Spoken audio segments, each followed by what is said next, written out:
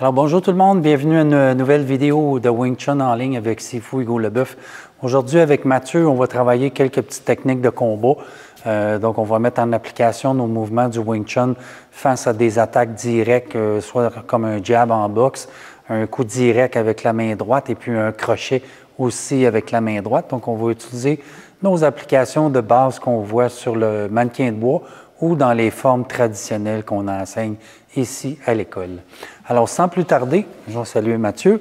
On va se placer en position, donc c'est important pour les débutants, lorsque vous vous positionnez, si on fait la technique, on doit avoir la même jambe du même côté. Donc, Mathieu s'est positionné avec sa jambe gauche, sa main gauche en avant. Moi, j'ai la jambe gauche en avant, le bras gauche en avant, OK? Idéalement, je vais me positionner dans ma position de combat. Moi, je vous conseille ici d'être 50-50 au niveau du poids, étant donné que là, on va travailler un petit peu en combat. Fait que si vous êtes assis sur la jambe arrière, ça va vous enlever un peu de mobilité, OK? Donc, il faut être quand même polyvalent dans notre système. Donc, c'est important de travailler sur cet aspect-là ici dans le combat. Donc, lorsque le coup va arriver direct, ça va être un jab. Lorsque la personne fait son mouvement, le coup s'en vient ici au niveau du visage, OK? Un peu comme en karaté ou en boxe. Donc, moi, ce que je vais faire ici, tranquillement, je vais me déplacer avec mon lapsor. Ensuite, un gomme-sort avec un chop, OK? Donc, ça va être une technique quand même assez rapide.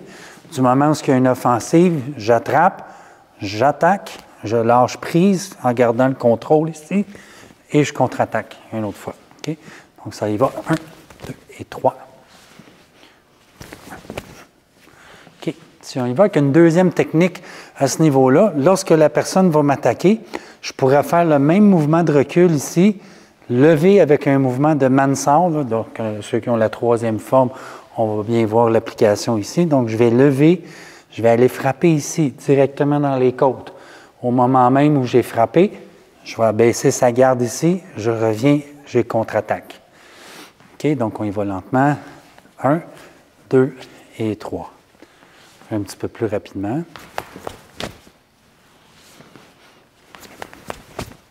OK. Donc, je le refais lentement pour qu'on voit bien. Donc, du moment où l'attaque arrive, je me suis déplacé de côté, j'ai bloqué avec mon mansard, j'ai frappé. Ça peut être avec un coup de poing renversé, ça peut être avec un truss punch. Je pourrais frapper aussi avec pas le majeur, mais avec l'index au niveau des côtes. Donc, 1, 2 et 3. Je vais y aller maintenant avec le crochet. Lorsque mon adversaire attaque, c'est important. Le crochet, c'est une longue portée. Donc, je vais me déplacer ici avec le mansard. OK? Donc, je peux frapper directement ici.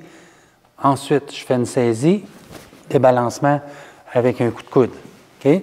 Donc, on y va ensemble. 1 et 2.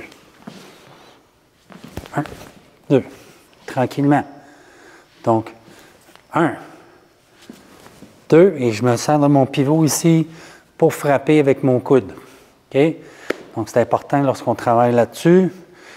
Aussi, vous remarquerez ici, avec le tranchant de la main, je vais faire un bloc simultanément. Je peux rentrer direct, OK? Ou je peux faire une esquive latérale aussi pour garder mon centre face à mon adversaire, ce qui pourrait me permettre aussi de venir le faucher après, pendant ma technique. Donc, c'est des petites applications qu'on peut mettre en pratique là, dans nos aspects au niveau du combat. Alors, sur ça, on termine ensemble. On vous salue. On vous souhaite une bonne pratique et on vous revoit bientôt pour une nouvelle vidéo.